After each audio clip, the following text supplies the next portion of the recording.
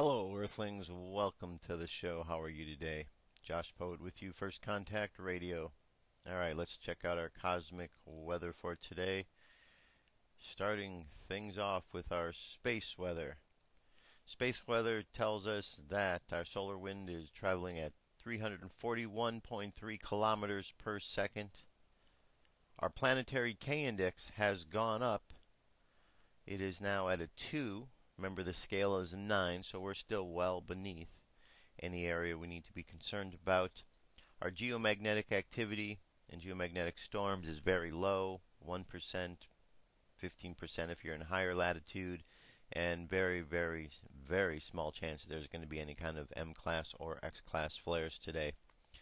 Now, today is the 21st of December, which means it is the winter solstice down here on planet Earth.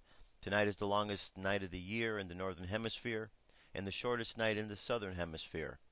The December solstice, which marks the change of seasons, occurs at 12:30 a.m. on the 22nd, when the sun reaches its furthest point south on the celestial sphere. So happy solstice to everybody who's out there celebrating the winter solstice.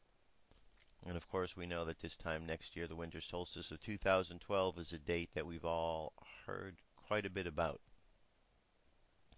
Now, astrologically, let's take a look at where we're at. We're still in the sign of Sagittarius for another day. Sagittarius goes into the next sign tomorrow, which would be Capricorn. But nonetheless, we're closing things out, so this would be considered on the cusp. The moon is in the sign of Scorpio. Scorpio is the energy that is all about transition, transformation. And then, of course, our moon, as you can see here, is almost all the way down. We're getting ready to go to a new moon, and that new moon is what occurs once every month. The moon goes from a new moon to a full moon and back down again, and it's like a starting point again. So everything, as you can see, is synchronizing with the shortest day of the year and the new moon and all this stuff. It's all coming together. Now, happy Hanukkah to those who are celebrating Hanukkah. Just a little bit of information for you here. Hanukkah is the eight-day festival of light that begins on the eve of the 25th of the Jewish month of Kislev. And it celebrates the triumph of light over darkness, of purity over alteration, and spirituality over materiality. More than 21 centuries ago, the Holy Land was ruled by the Syrian Greeks, who sought to forcibly Hellenize the people of Israel. But against all odds, a small band of faithful Jews defeated one of the mightiest armies on earth, drove the Greeks from the land, reclaimed the Holy Temple in Jerusalem, and rededicated it to the service of God. So again, happy Hanukkah to everyone who is celebrating today and for the next 7 days. It began yesterday and it goes for 8 days, all the way till the 28th of this month. Alright, so there you have it. That's our introduction, cosmic weather. Dirk Bradshaw's with us here today with a story about Japan and the fallout of what is going on over there. Dirk, over to you. Flying high above the planet Earth, this is the Cosmic News with Dirk Bradshaw. I am Dirk Bradshaw. When an earthquake damaged Japan's Fukushima Daiichi reactor, authorities claimed the damage was under control. Now we learn the truth about the future of Fukushima and why some people still don't believe the official story. That's what we have for you, boys and girls. Stay tuned. You definitely need to know this. And if you ask our leaders today, this is what they will say. I can neither confirm or deny. I can neither confirm or deny. I can neither confirm or deny. What's up with their lives?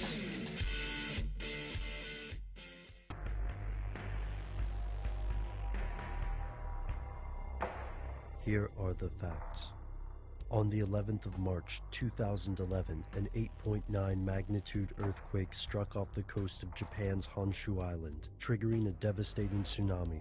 Over 15,000 people lost their lives. This number could have been far higher had the disaster occurred in another country. Japan leads the world in earthquake preparation. Japanese engineers have spent decades perfecting techniques like shock absorbers and reinforced walls to minimize the damage of natural disasters. Japan's power plants have similar safeguards. The quake triggered automatic shutdowns for 11 of the country's nuclear reactors, including the Fukushima Daiichi power plant run by TEPCO, the Tokyo Electric Power Company. At first it seemed there might be a stroke of good luck. Of the 6 reactors at the plant, 3 were already shut down for maintenance. Yet the quake cut the power station from the national grid, and the tsunami damaged the emergency generators. As the Japanese government scrambled to protect the people of Fukushima, TEPCO officials stated that no meltdown had occurred, and they were working around the clock to minimize the damage. Not everyone believed them, and those skeptics turned out to be correct.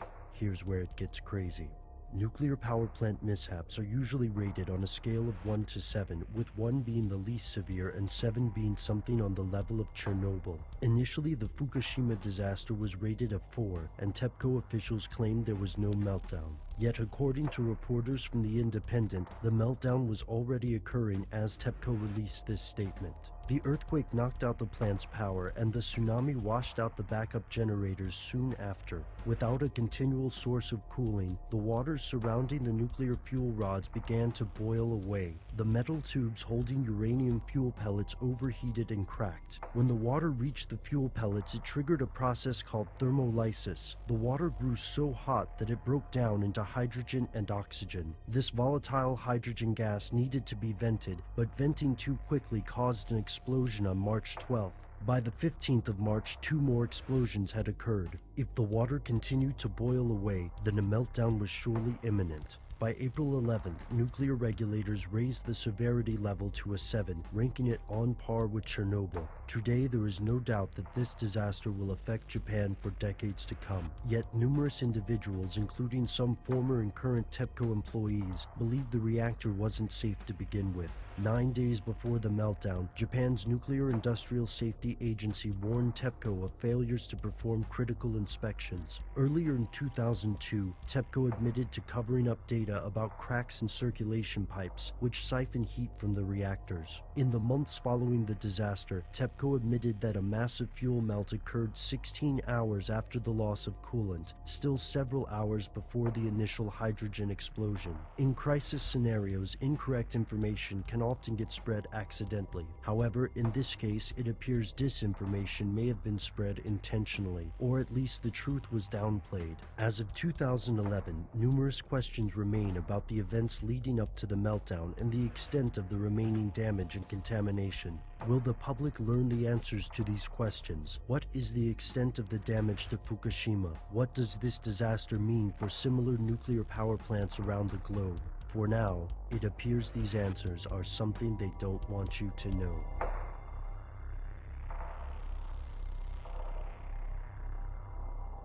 Well, I see the fat lady is getting off the stage. She's looking right at me. I've got to take her home and put her to bed. I hate goodbyes, so instead I'm going to say, until we meet again. I'm Dirk Bradshaw from the Cosmic News Network. I return you now to Joshua Poet and First Contact. They're all yours, Josh.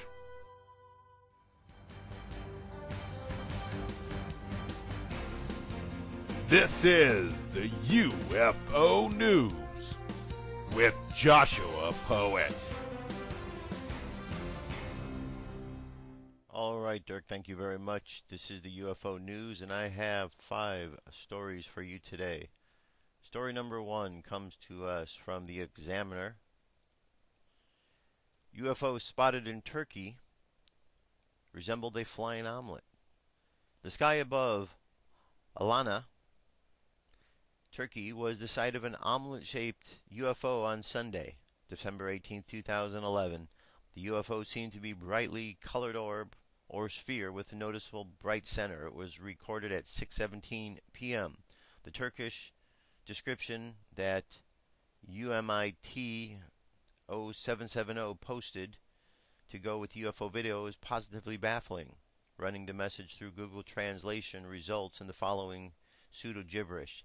I want to tell you with you, Raman, my heavens that are my space, curiosity, why has this until I wish to know the entire world. Constantly the world is full of space tools. Everyone you want to know, afraid of nothing. Almighty God, allow a multi-case. No, unless they will do. If you are a native Turkish speaker who can provide a more accurate translation of the following, please feel free to leave a comment on the bottom of the page. Alright, and let's take a look at this video itself.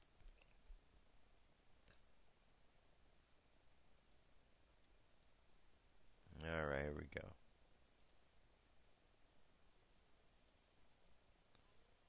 Alright, now that is quite interesting. We got a nice round object in the sky that definitely is glowing. Alright, let's see, there's a long distance shot of it.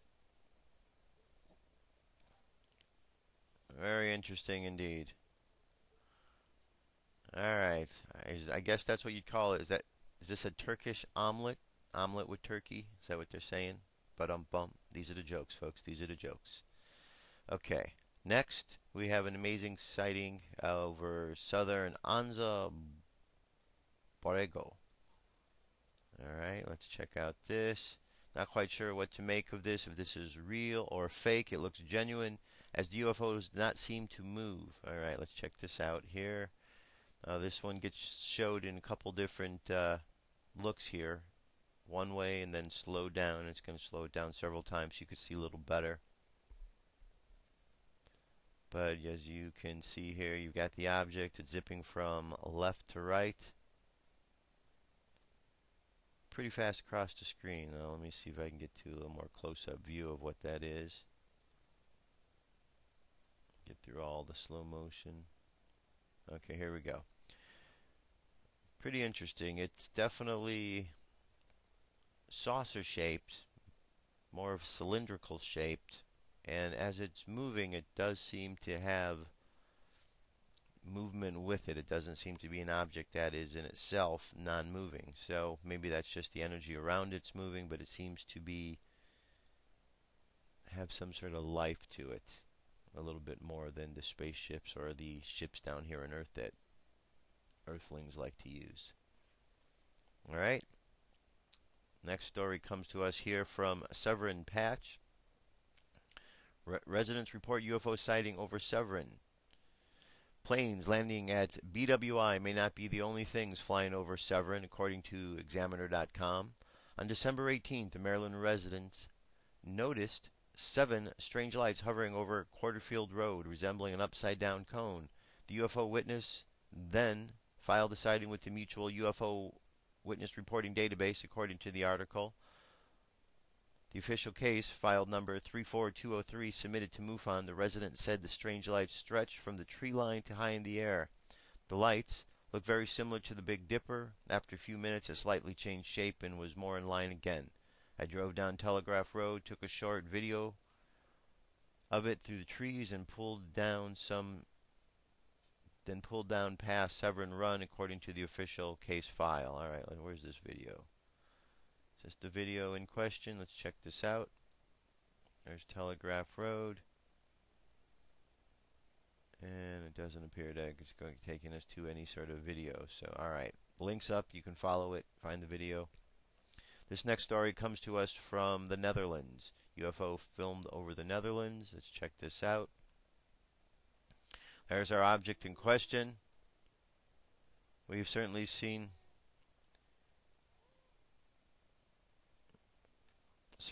these kind of objects before.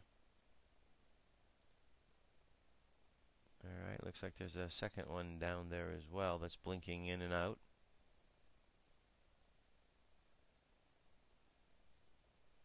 Alright, that's the sighting over the Netherlands. And our last bit of information is from UFO Digest. Now, I don't know if you've read the books at all by Zecharia Sitchin. If you haven't, do yourself a favor and check them out. He has a whole series of books called the Earth Chronicles, And this one here is about one of the particular books called The 12th Planet.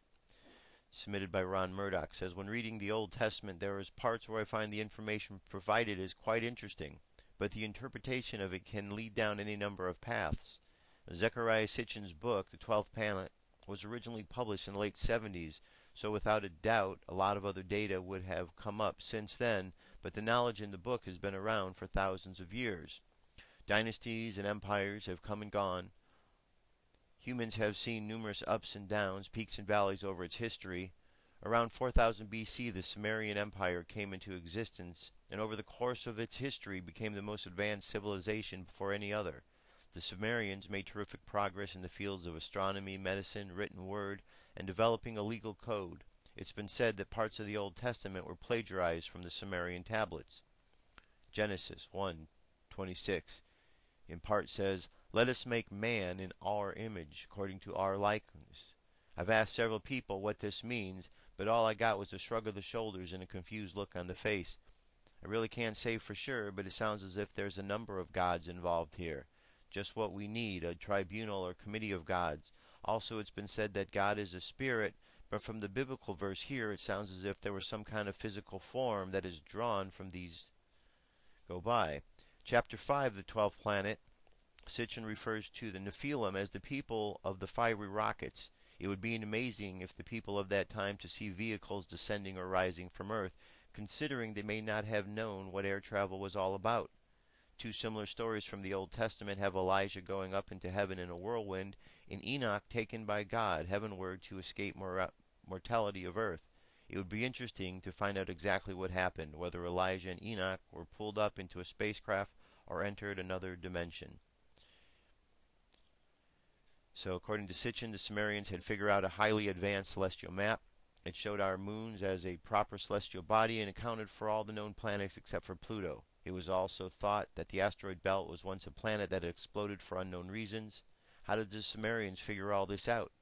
Did they do it themselves, or did they get information from visiting ETs? It remains to be seen if we have been visited by other planetary life forms, with a number of galaxies similar to the Milky Way, way beyond count. Any number of planets or suns exist that are much the same as ours, with our astrological amount of planets providing very imaginable combination of temperatures, atmosphere, and chemicals, offering billions of chances for life, Sitchin wrote. Unfortunately, I don't know a way of traveling back through the history to see if any of the information Sitchin wrote is true. Like all historical documentation, who knows how much of it has been changed or whether it was verbal or written. So anyway, that's our UFO news. If you haven't read any of Zecharia Sitchin's work, please go do that. It's really great information. I got to know Zecharia a little bit. I've heard him speak a number of times while he was around. Very, very intellectual, very intelligent man. The wisdom and the information he shares is something that really makes you think quite a bit. So you might want to check that out, because he is certainly one of the originators of the ancient astronaut idea. Him and Eric von Daniken, I think, are the two who are the big pioneers in that field. Anyway, that's our UFO news for today. Let's jump away to a song for a moment. I'll get back. We have a bunch more news coming up. Stay tuned. What if our government was responsible for some of the greatest crimes against this nation? Would you really want to know? These are big questions, but these questions deserve answers. It's time to demand the truth. People shouldn't be afraid of their governments. Governments should be afraid of 9/11 was an inside job. Kennedy was killed by the CIA. Jimmy Carter saw a UFO. Answers to secrets you need to know. So wake up, wake up, wake up, wake up. Wake up, wake up, wake up.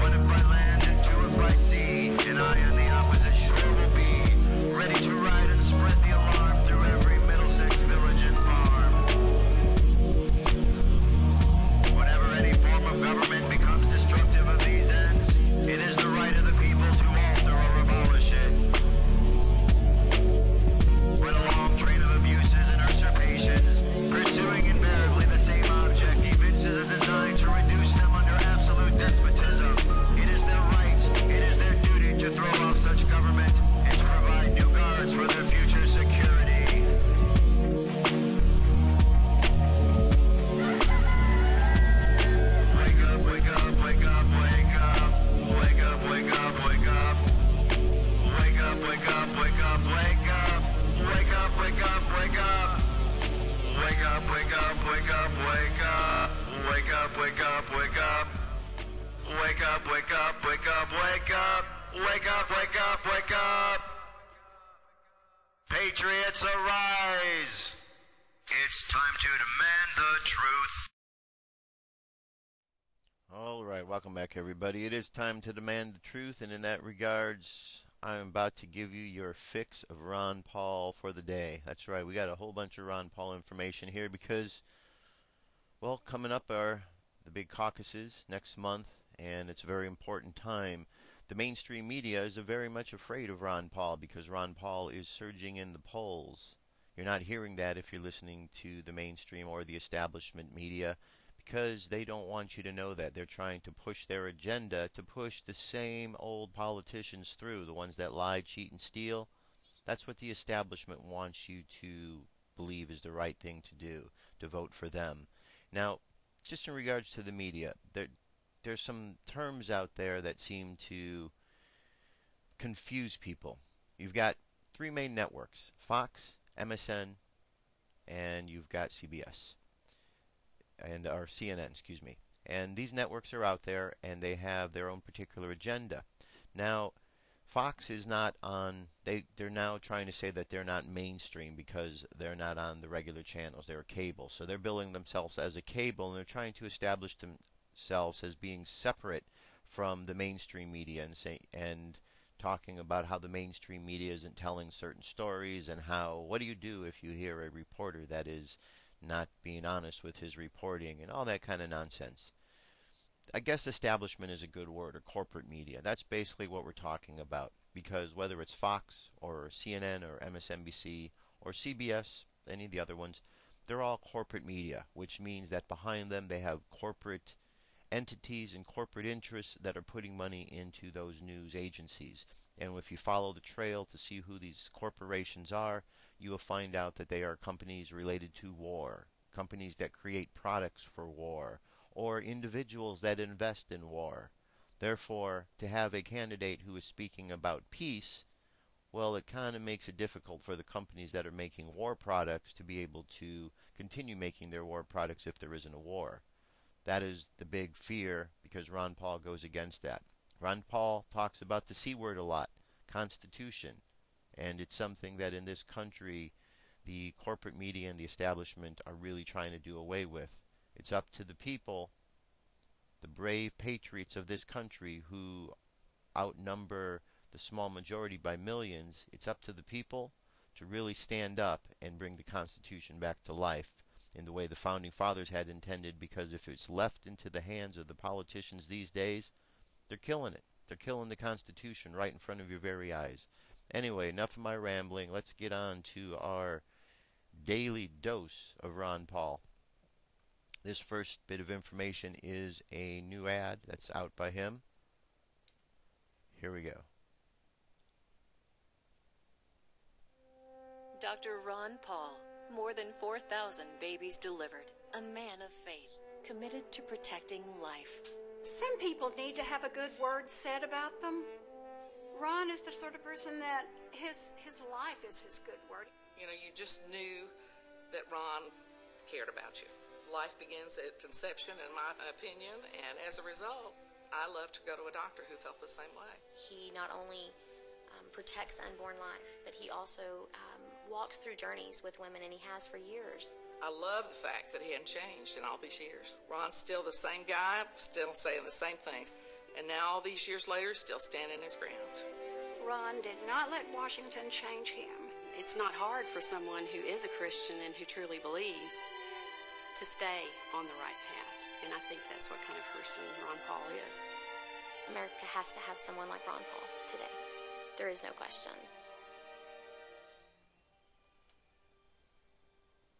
Very good. I think it's awesome that we have a candidate that's running that actually brought life into the world, as opposed to all of the other warmongering presidents who are taking life from the world. It's a big difference, isn't it? Adding life versus taking it away. Now, a moment ago I was talking about how the establishment is scared of Ron Paul. Here's a video which speaks directly to that idea. I Another shakeup in Iowa, and establishment Republicans, well, they're not real happy with this one. A new poll shows Ron Paul on top with 23%. Mitt Romney is 3 points behind him at 20%. Newt Gingrich has dropped to the third after losing 13 points in 2 weeks. The Newts are on the slide. Republicans are getting nervous, and they're pulling out all stops to prevent a Ron Paul victory. Chris Wallace kicked things off last week on Fox, saying if Ron Paul won, it would discredit the caucuses. Iowa Republicans are echoing those remarks, and the knives are coming out. The co-chair of Michelle Bachmann's Iowa campaign said this about a Ron Paul victory: to see the process hijacked would be a concern for those who consider the honor we have of being first in the nation. Well, the Republican establishment sees Ron Paul, I guess you could say, as some kid in the back of the classroom with a smaller desk making a lot of noise, and they just have to deal with him so they can move on. They don't like Ron Paul. They don't want him. And they're afraid that he'll run as a third-party candidate if he just gets enough support around the country. They're trying to shut him up, discredit him any way they can, and it sounds pretty familiar, doesn't it? Republicans don't like democracy unless their guy wins. They're trying to shut Democrats up with voter suppression laws in states across this country. But the thing about democracy is sometimes your candidate loses. And I didn't hear Republicans complaining about anybody hijacking the 2000 election back down in Florida. Remember those days? Ron Paul is the only candidate on the Republican side who has been consistently rising in the polls since day one. He hasn't had the big dip, the big gaffe. His values have been in line with the Tea Party since before there was a Tea Party. Establishment Republicans riled up the Tea Party last year to win back the House, and it worked. Now they have to deal with the beast they created, which may be a Ron Paul victory in Iowa. For more, I'm joined by Eric Burns, Democratic strategist and founder of Bullfight Strategies. Great to have you with us, Eric. Thanks for having me back. What's the big deal? You know, why are they trashing Ron Paul? Do they not want him part of the flock? What's going on here? What do you make of it? Of course they don't want him as part of the flock. They see him as kind of an interloper from the far right. And, you know, I would say in past years he was kind of considered the Lyndon LaRouche of the right wing, with obviously a much more serious following. But what's changed this year, unlike past years where Ron Paul has run, and I've talked to several Republican consultants about this, is that he actually has an organized ground game in Iowa and other states, which he's never really done before. And I think, you know, with all of the topsy-turvy nature of this primary, people didn't really realize that this guy could really have a groundswell and actually have an organization on the ground to win. One of his big qualities, from what I'm hearing from my sources in Iowa, is that he's so non-threatening. I mean, when you meet Ron Paul, he's good at retail politics. He's just one of the nicest guys in the room, and you can't hold a grudge against the guy. Although Iowa Governor Terry Branstad had this to say about the Iowa caucuses: people are going to look at who comes in second and who comes in third. I mean, is this strategy of pretending Ron Paul doesn't exist, is this going to work for the Republicans? I don't know that it will. I mean, because I feel like, you know, Ron Paul might be unique in this situation. You know, historically, the only person that's ever won the Iowa caucus and then gone on to win the presidency is George W. Bush. But with Ron Paul, if he were to actually pull this off and win this caucus, it would really force the media to take him seriously. And it's going to really put a damper on the plans of folks like Rick Perry and Michelle Bachmann, especially, whose campaign will essentially be over. She's put everything she has into Iowa. And considering that he's running, you know, in the top three going into New Hampshire and South Carolina, you know, it creates a real wrench in the works. Ron Paul still trails Newt and Mitt Romney nationally, but he's the only other really candidate that's in double digits. Washington Post ABC News poll: Newt at 30, Romney at 30, Ron Paul at 15. Does he have a chance beyond Iowa? What do you think? I think it's tough. You know, I think, look, this is a different Republican Party than we've dealt with 5 years ago. All the establishment folks I talk to say Romney, Romney, Romney. But, you know, that's what you were talking about earlier, them trying to put the fix in. And, you know, I've been saying for a long time that, you know, this Republican Party may be surprised at what the grassroots do. So, you know, the people that are being attracted to Ron Paul are, I think, obviously greater in numbers than the last time that he's run for president. But there's this 20-something and 30-something movement that is out there in this country, that they're socially liberal, they're fiscally responsible, and they think that they can take care of themselves down the road, and they don't need any help at all, or any kind of program at all, or you know what I mean? I mean, he's tapping into something new, isn't he? Well, no, he absolutely is, and a lot of his critics will say, well, his vote really depends on the youth vote. But if you look at what he did, at the straw poll in Iowa in August, he did very, very well there. I think coming in second to Bachman, if I'm not mistaken, and he did that without any college students in school. So I think these college kids have proven, these young people have proven that they will turn out for Ron Paul. Well, he's got a very, very serious following, and I think that could really prove a factor in this. Well, they defeated Hillary Clinton in Iowa. I mean, the young kids got out for Barack Obama. I think there's a real parallel between the two candidates as far as demographics are concerned. The question is, Ron Paul now, is his ego big enough? You don't see the ego in him when he's out working with people, but is his ego big enough to maybe fuel a third-party candidacy? I think it might be, and I'll tell you this time the reason why that is because he's never put together a serious field operation before, and clearly he made a decision with his campaign that he was going to do that. It's been working for him, and I think that if he can really come out and win this thing, and then show in New Hampshire, then I think you could possibly have a serious campaign. How long is it going to take for the Republicans to start trashing his son in the Senate, Rand Paul? Not only is Ron wrong, but Rand, we got to take care of him too, even though he's in the Senate. I mean, they are out to get this guy off the map and out of the way and move somebody in from the establishment. Eric Burns, great to have you with us tonight. Good to have you back with us. All right, they certainly are trying to get him out of the way because he speaks truthfulness. Isn't it nice? Isn't it refreshing to have a candidate that wants to speak truth, that stands out from everybody, especially in these days that we're in? People have gotten wiser, and in getting wiser, they know that the lies that are out there are happening every day. They're being told to them. People aren't so stupid anymore. People are getting a little bit smarter. There's still a lot of people are still buying into the lies, but sooner or later they'll figure it out. But it's good to see so many people are paying attention to Ron Paul and that he's doing so well. I voted for him in the last election. I wrote him in, and I'm glad to see that he's making the progress he's making this time, because last time a lot of people really gave me a hard time about supporting him, but they're not giving me that hard time now, because now that they're seeing him move up, they're changing their thoughts and their minds because they're actually listening to what he has to say. All right, our next information here, this is Judge Napolitano, and he's going to be doing a little bit of a discussion of Ron Paul's foreign policy. It's something that people have been complaining about, saying is not a very good policy because it's not a war policy, but it's a great policy because it's a policy of peace, and that's what we need. Here we go.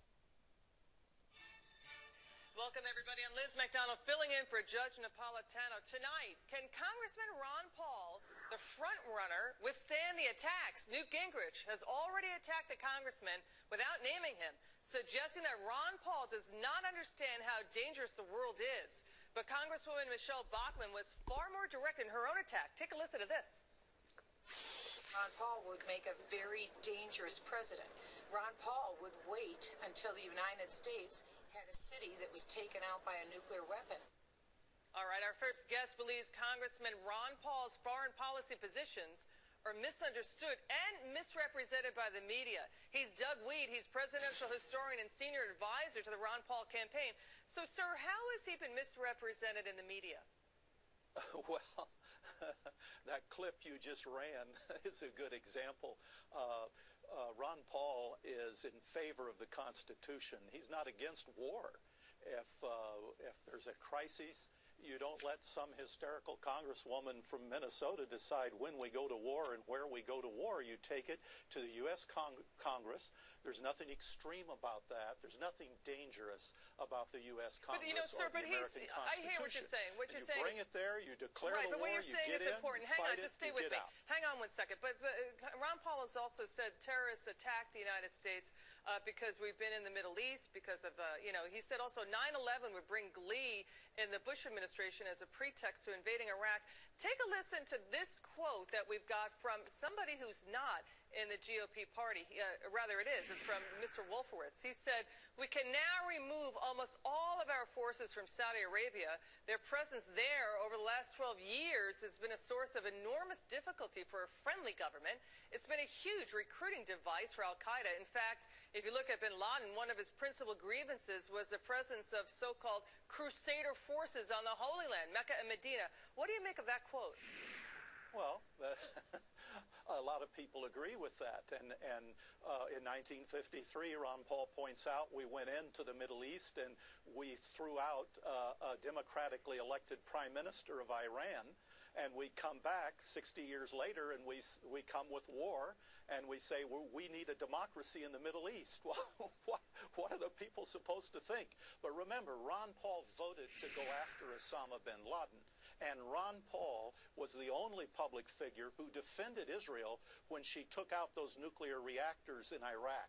He's not against force and he's not against war. He's in favor of the American Constitution and allowing Congress to deliberate when we should go to war, because there's unintended consequences to these wars. We need to think them through before we fire the gun. All right, so we've got a 27-year-old now running North Korea, a nuclear-armed state. We've got the Middle East, especially Egypt, still unraveling. We've got, the continued rise of Iran. How would a Ron Paul presidency handle, number one, what's going on in North Korea, and then number two, the Middle East? Well, Ron Paul believes, first of all, that we should defend our own country. A lot of troops, like troops in Japan and Germany, World War II ended 60 years ago, and those troops could come home.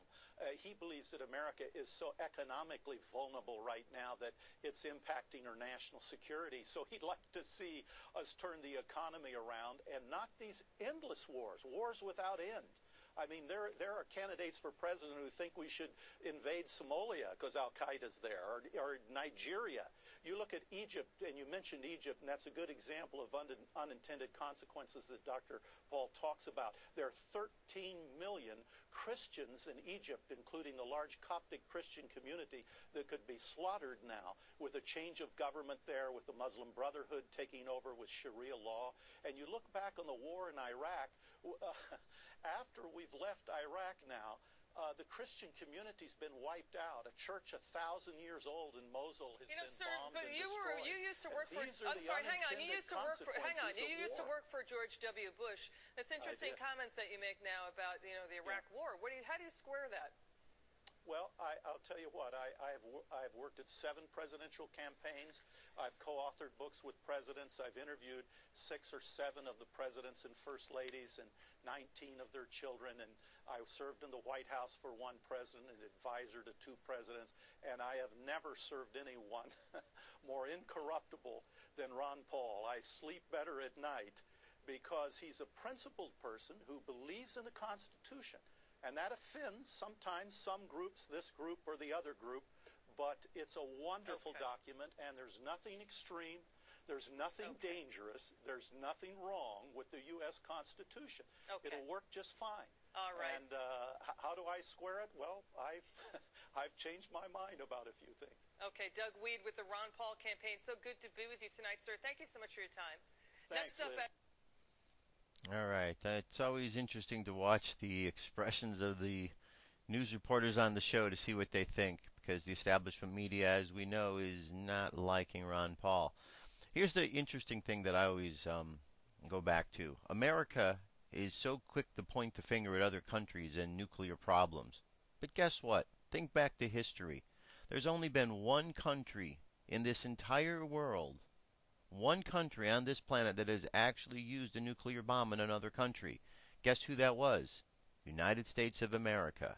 So every time United States of America points a finger at another country, they're being hypocrites because they exploded a bomb and killed lots of people. And now that they're afraid other people are going to do the same thing that America did, but up to this point, there hasn't been that situation. So America needs to quit being hypocritical and needs to worrying about other people dropping bombs on them. The only reason they're worried is because they've done it. So let's get a system of peace so we're not talking about dropping bombs, and let's get the bombs out of the Americans. How about that? Let's get the nuclear stuff out of the American terrorists, because the guy who's in Washington right now, he's the biggest terrorist, and he's got his finger on the nuclear bomb. He's got his finger on the button. So we have bigger problems to fry than worrying about other countries. We have to worry about this country and getting the terrorist out of our government, because they've certainly infiltrated, and with acts like the National Defense Authorization Act and the Patriot Act in place, you could see that they're actually declaring war on the American people. They're taking it from the other countries and they're bringing it to America. So let's get that thing figured out. Now, another Ron Paul. This is Ron, and Neil Cavuto defends Ron Paul. So check this out. Now we will know. Here's what 2 weeks from now some very powerful Republicans fear. Ron Paul wins the Iowa caucuses. Well, heaven forbid. Iowa's governor going so far as to say that if the Texas congressman wins, ignore it and look at who finishes second. My own colleague, Chris Wallace, says if Ron Paul takes Iowa, it discredits the state's caucuses. Bill O'Reilly says Paul can't win the nomination, even if he does win the Iowa caucuses. Juan Williams says, well, he's unelectable. Bill Kristol says he's unelectable. And scores of Republican State Party chairmen across the country say Ron Paul is unelectable. They fear the better Paul does, the worse the party's chances next fall look. Well, then, get ready, guys, because I could be wrong, but I think Ron Paul does win the Iowa caucuses and does unleash all this ridiculous paranoia all over again. And for what? On the notion that as the Texan gathers heat, he sends his party down in flames? Didn't they say the same about another Iowa sensation named Jimmy Carter in 1976, arguing he would send his party down to defeat against an otherwise very defeatable Jerry Ford? He didn't. Or Ronald Reagan against a supposedly vastly more electable George Bush Sr. That no way in heck he could beat Jimmy Carter in 1980. He did.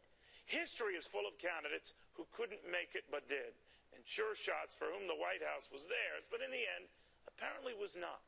Now, I'm not here as a supporter of Ron Paul, but as an opponent of anyone dismissing Ron Paul or anyone else at this stage. They're all due a fair hearing, not an unfair clearing. Now, if Ron Paul does surprise, don't blame it on average voters who didn't see it coming. Blame it on haughty media pundits who continued dismissing him, even as he did. We, in my business, have an obligation to shut up on this stuff and give them their due, give you their vote, then pontificate like the asses. All right, very good. Very wise words from Neil Cavuto. The mainstream media just needs to stop telling lies and just give the information to the people so people can decide. That's what it's about.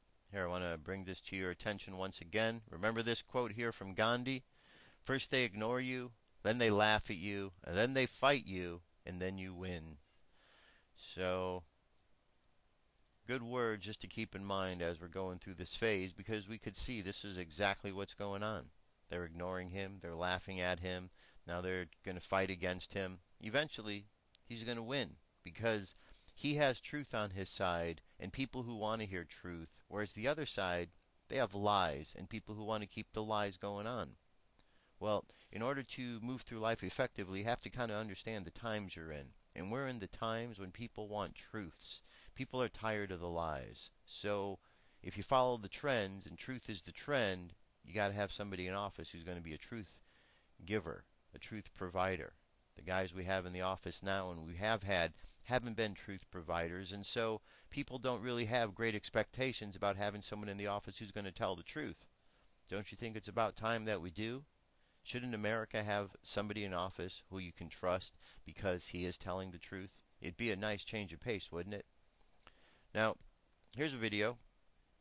I think this is a really good one. It shows you how, if you are not involved with the elections or have not gone through the process before, how you get on to register as a Republican so that you could vote for Ron Paul if you are a Ron Paul supporter. So play this. This is a very informative piece. Check it out. What polls message of peace and civil liberty is bringing people together from all parts of the political spectrum. But to have Ron Paul as a choice for president in 2012, you need to help him get the Republican nomination first. There are a few things you'll need to understand to make this happen. In August 2012, the Republican Party will hold a national convention in Florida in which delegates will officially vote for a Republican nominee to run against Barack Obama. Each state has its own process for electing these delegates, either through a caucus system, as in these states, or a primary system, as in these states. Caucuses and primaries are either open, meaning that you do not have to be registered Republican to vote for Ron Paul to be the Republican nominee for president, or closed, meaning that you do have to be registered Republican. Let's look at the primary states first. If you live in one of these states, you're in a primary state. In a primary election, registered voters may participate in choosing their candidate by voting in a secret ballot, as in a general election. The specific rules and methods for voting for the Republican presidential nominee vary among states, but in each case, your state will send delegates to the National Convention to support the candidate that gets the most votes in the primary. But whichever state you're in, you have to show up at the right time on the right date with as many blue Republicans as you can to vote for Ron Paul. In states with closed primaries, you will need to be registered as a Republican in order to vote for Ron Paul in the Republican primary. The deadlines to change your party affiliation to Republican differ from state to state, but some of these deadlines are many months before the primary, so if you live in one of these states, your most immediate concern should be changing your party affiliation to Republican. Deadline dates can be found at bluerepublican.org. If you live in one of these other primary states, you do not have to worry about party affiliation, as these are either open or blanket primaries. In other words, just show up. Now let's look at the caucus states. If you live in one of these states, you're in a caucus state. Just as if you live in a primary state, you must determine if the caucuses are open or closed. If closed, you must register Republican in time to be allowed to vote in the caucus. Think of a caucus as a tournament for delegates. Your county is divided up into various precincts. Each one holds a caucus. In your caucus, people from your neighborhood will stand and announce their desire to go to the county convention as a delegate. You'll have to identify those people who support Ron Paul and vote for them. If there isn't a supporter for Ron Paul at your caucus, you will have to stand and become the delegate for him. Those chosen at the caucus will go on to the county convention to compete to be a delegate to the state convention and finally to the national convention where they will vote for Ron Paul. The caucus system is a bit more work than the primary system, but in it, one dedicated supporter can have the same impact as tens of thousands of voters. Often, a Republican neighborhood caucus will have no turnout, especially in more liberal parts of the country. This is a great opportunity for blue Republicans to have a massive impact. Just a handful of blue Republicans in the right places will get Ron Paul the nomination. Remember, in these situations, you will have to vote yourself to be the delegate to advance to the county level and then network with the Ron Paul people there. There are many in the Republican Party that will not welcome blue Republicans or Ron Paul supporters of any kind. They may try to discourage or intimidate you. So bring as many friends as possible, stay positive, and have a great time sticking it to the establishment. You know you'll like it. Again, here's the list of states. If you live in one colored blue, you're in a closed state and must register Republican as soon as possible.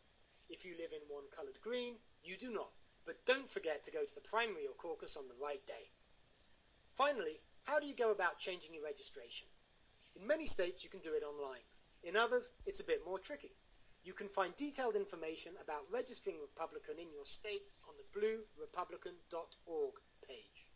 If we mobilize enough people, the Ron Paul Nation will be able to punch above its weight at the National Convention in Florida 2012. So please, for the sake of liberty and peace, tell others about Ron Paul and send them links to the Blue Republican page and this video.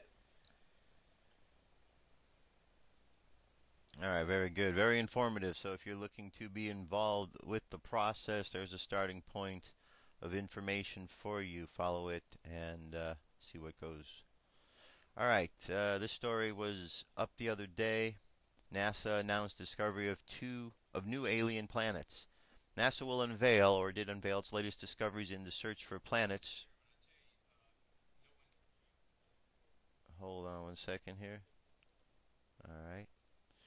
Alright, the new alien planet announcement is based on findings made by NASA's Kepler planet hunting spacecraft, an observatory that has been orbiting Earth since its launch in March 2009. The Kepler mission has already found 2,326 potential planets during its first 16 months of operation, with 28 of those confirmed as definite planets. Earlier this month, the Kepler science team announced the discovery of Kepler 22b, the first potentially habitable alien planet. This distant world, which is located about 600 light-years from Earth, orbits its star in the habitable zone that would support liquid water and perhaps life. NASA's announcement of the discovery of Kepler on December 5th. Between Kepler and the other ground space-based planet searches underway, scientists have discovered more than a total of 700 confirmed alien planets. They're still on the hunt for a truly Earth-like world, though roughly the right size and temperature to host life. Tuesday's press conference will begin at 1 p.m. Eastern Time and will be webcast on NASA's website. Speakers include Nick Gather, Kepler Project scientist at NASA's JPL lab in Pasadena, California; Francis Fresson, the lead scientist of the new discovery of the Harvard-Smithsonian Center for Astrophysics in Cambridge, Massachusetts; David Charbonneau, professor of astronomy at Harvard University; and Linda Elkins-Tanton, director of the Carnegie Institute for Science Department of Terrestrial Magnetism in Washington. Public can listen in. And of course, this was yesterday, so this information is online, so you can go and actually hear what they were talking about. Now, this next story here, I think it's important for you to know. We had talked about the National Defense Authorization Act, and here's an article saying Louisiana state officials call for troops on the streets. Lawmakers in Louisiana are calling for National Guard troops to patrol the streets of New Orleans after a toddler was killed in a drive-by shooting. The last time troops were involved in domestic law enforcement in the state, they were used to confiscate legally owned firearms in the aftermath of Hurricane Katrina. Keria Holmes Gordon was caught in the crossfire of two separate groups of men in cars who were targeting another man, stood near a B.W. Cooper housing development on Sunday. The toddler, 4 days shy of her second birthday, was pronounced dead on the scene. Citing soaring crime levels, state lawmaker Austin Baden Jr. told CNN he wants the government to step in and help control the violence by sending troops to patrol troubled areas, although he admitted that just a select few people were responsible for the crimes.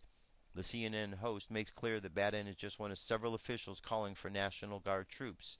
I have called on the governor to bring the National Guard, said Baden, asserting that residents were more comfortable after seeing Guard patrol the streets in 2005 during Hurricane Katrina.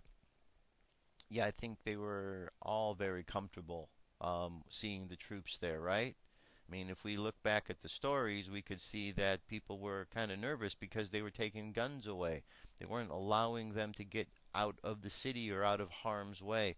So there was a real problem that went on. As a matter of fact, I recall watching videos of some of the troops that were involved there saying they couldn't believe that they were actually confiscating guns and how bad they felt involved in that sort of activity. So I'm guessing that they're going to be thinking twice before they start confiscating guns again. You know, the powers that be that are out there pushing people and pushing the militaries and pushing all of these ugly forms of legislation, well, they take for granted the people and the minds of the people. They think that they're all like slaves and they're going to listen to their words that they say, but people don't want to turn their guns on their friends and their family they've been defending in this country. They don't want to do that. People want, especially the military, they want to see that their friends and family are safe. That's what's very important. So I think it's something that we're all going to find out together, what kind of decisions are made as these things move forward. And our last story kind of ties into the story Dirk did about Japan, and this was just, these are some of the mutations that were found. This is a carrot. Look at the carrot, how it has grown. Having the harvest season, more and more mutated plants are found. This one here, look at this one, how large that one is. It says the man who runs a soba shop grew these carrots. He's happy to find them. He thinks they look like paper, scissors, rock. He has no question to serve them at his shop. Location unknown. Mrs. Wilby grew this from her farm. It's 40 centimeters long. The bottom is split into 5 parts. And then here we got an orange, which is half orange, and it looks like half lime, but it's actually an orange, just multicolored in such degrees. So the situation in Fukushima continues to get worse. It's affecting the food, it's affecting what they are growing, it's affecting a lot of things, the people, and it's sad. So we need to send our prayers out there because they are still suffering from the consequences of that reactor situation that took place in the giant earthquake and tsunami.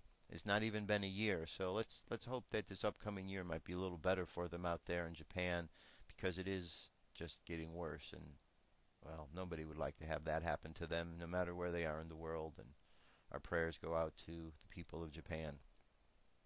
All right, last but not least, my friends, it's our meditation for today. So let's go ahead and close your eyes. Close your eyes, relax.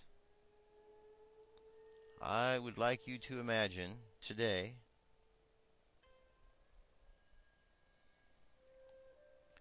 imagine that you are floating in the clouds. As a matter of fact, you find yourself a nice, soft, fluffy cloud to sit on, so you can observe everything that's taking place down on the planet. And from this perspective, you see things differently than when you are down on the earth. From this perspective, you can see that the problems that existed down on the earth do not exist. You see that those problems pale in comparison to the experience of being there in the clouds, floating free. And you realize that the challenges of the earth are the challenges of the earth, and not necessarily the challenges that take place off of the earth. And that the problems and challenges of the earth are simply coming because they are lessons that everyone on the planet needs to understand and move past. The problems only exist because people have allowed them to exist. And the problems will stop when people decide that they no longer want to deal with the problems, that they want something better. So imagine yourself now down on earth, walking along amongst everybody down a path. You're all walking a path of life. And imagine all of your chakras are activated. Everybody's activating their energy centers. Everybody's more involved in seeing that the energies are used to their fullest potential. So go ahead and activate the chakra at the bottom of your spine. Color is red, and allow the energy to draw up from the earth. And then raise the energy up to the chakra above it, which is right at the belly button, and imagine the color orange. Raise the energy up from that chakra to the chakra above it, just below the rib cage, and the color is yellow. And then raise the energy up to the heart chakra. Imagine the color green. From the heart chakra, raise the energy up to the throat. Imagine the color blue. And then up higher, right between the two eyebrows, that's the third eye. Imagine the color violet. And then the top of your head, imagine the color indigo, and allow the light to pass through up to the cosmos, turning bright white as it goes. And there you are, connected above and below. All of your energy centers are activated. You've got the energy center at the bottom, which deals with the physical. You've got the emotional body, which is the one above it. The yellow chakra deals with the intellectual body. You've got the heart center and the love from the heart chakra. You've got your communication center coming from the throat. The third eye allows you to see through dimensions of space and time. And then the crown chakra is where you receive the energy from the cosmos, how it enters. And through this process, you understand that our bodies are simply systems of energy. And we're learning how to work with the energy every day. Because whether or not we are consciously thinking about it, energy is moving into us and out of us at all the time. We are recycling our energy into life, and life is recycling its energy into us.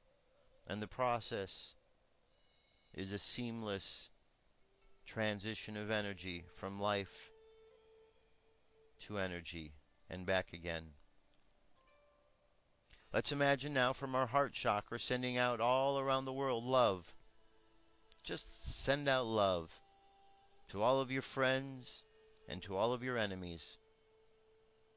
Leave no stone unturned with the love you're sending out, because with love we can fix all the problems.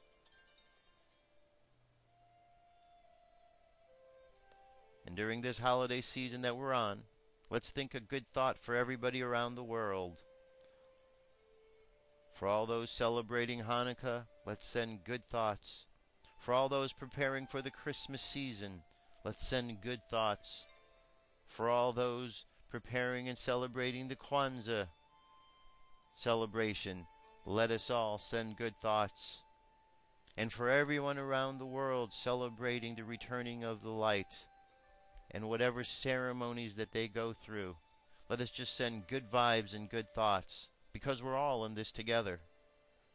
And with that, let's bring our energy and attention now back to the present moment, and we'll do so on the count of 3.